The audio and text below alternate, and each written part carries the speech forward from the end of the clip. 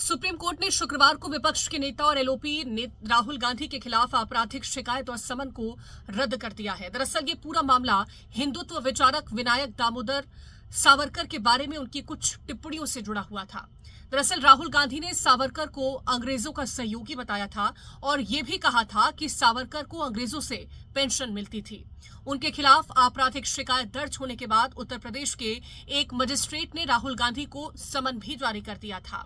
आखिरकार राहुल गांधी ने इस समन को रद्द कराने के लिए सुप्रीम कोर्ट का दरवाजा भी खटखटाया था, जहां अब इस पूरे मामले में जस्टिस दीपांकर दत्त और जस्टिस शील नागू की बेंच ने आज उनकी याचिका को स्वीकार कर लिया। बेंच ने पाया कि इस मामले में राहुल गांधी पर मुकदमा चलाने के लिए कानून के तहत जरूरी खास मंजूरी नहीं ली गई है, यानी कि जरूरी सेक्शंस में मंजूरी नहीं ली गई है।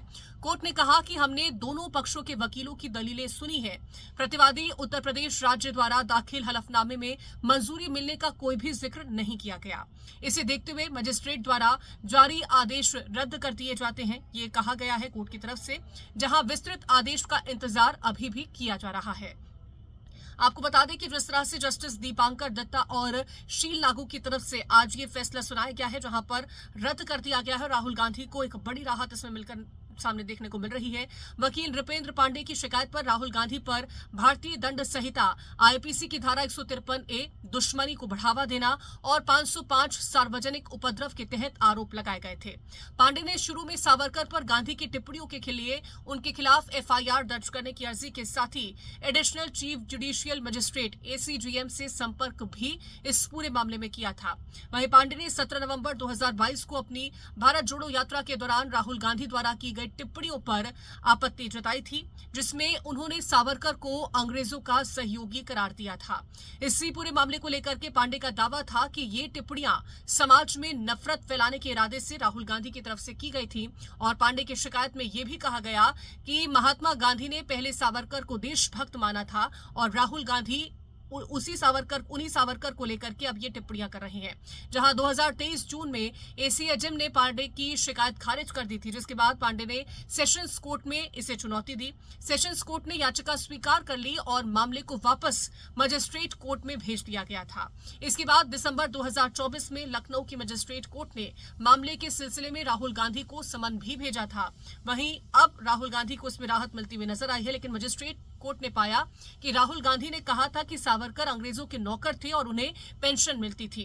ट्रायल कोर्ट ने माना कि इन टिप्पणियों से समाज में नफरत और दुर्भावना फैली है, इसीलिए ट्रायल कोर्ट ने राहुल गांधी के खिलाफ प्रथम दृष्टया मामला पाया और उन्हें कोर्ट के सामने पेश होने का निर्देश भी दिया गया था।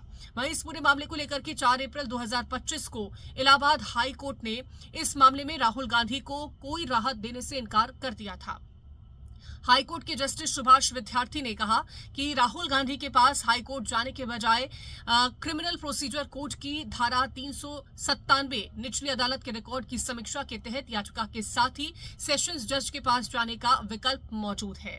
वहीं अब इस पूरे मामले को लेकर के राहुल गांधी ने सुप्रीम कोर्ट में अपील भी करी थी, जहां सुप्रीम कोर्ट में अपील करने के बाद सुप्रीम कोर्ट ने पहले राहुल गांधी को जारी समन पर रोक लगा दी, लेकिन उनकी टिप्पणियों पर कड़ी आपत्ति भी जताई है। सुप्रीम कोर्ट ने उस समय कहा था कि स्वतंत्रता सेनानी के खिलाफ राहुल गांधी के बयान गैर जिम्मेदाराना और उन्होंने ऐसे ही बयान दिए तो कोर्ट स्वतः संज्ञान लेगा, यानी कि सुओ मोटो कोर्ट की तरफ से खुद लिया जाएगा और कोर्ट इसमें कार्रवाई भी करेगा।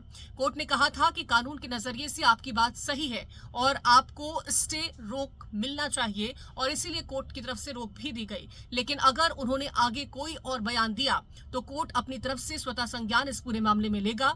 हमारे स्वतंत्रता सेनानियों के बारे में ऐसी बातें नहीं होनी चाहिए, ये भी कोर्ट ने कहा। उन्होंने हमें आजादी दिलाई और हम उनके साथ ऐसा बर्ताव करते हैं, ये एक टिप्पणी भी कोर्ट की तरफ से की गई। बेंच ने यह भी बताया था कि राहुल गांधी की दादी और पूर्व प्रधानमंत्री इंदिरा गांधी ने सावरकर की तारीफ करते हुए उन्हें पत्र भी लिखा था। हालांकि आज राहुल गांधी पर लगाए गए आरोपों के लिए उन पर मुकदमे चलाने के लिए कानून के तहत जरूरी मंजूरी न होने की वजह से सुप्रीम कोर्ट ने उनके खिलाफ चल रही आपराधिक कार्रवाई को भी रद्द कर दिया है। है। ये कोर्ट की तरफ से फैसला लिया गया जिसके चलते राहुल गांधी को राहत मिली है। लेकिन सुप्रीम कोर्ट ने क्यों रद्द कर दी है शिकायत? दरअसल मामले की सुनवाई करते हुए सुप्रीम कोर्ट ने महत्वपूर्ण कानूनी पहलू पर ध्यान दिया। शीर्ष अदालत ने इस बात पर गौर किया है कि मामले में उत्तर प्रदेश सरकार की ओर से राहुल गांधी के खिलाफ मुकदमा चलाने के लिए कानून के तहत जो अनिवार्य मंजूरी होनी चाहिए, प्रोसिक्यूशन सैंक्शन मिलनी चाहिए, वो नहीं दी गई थी।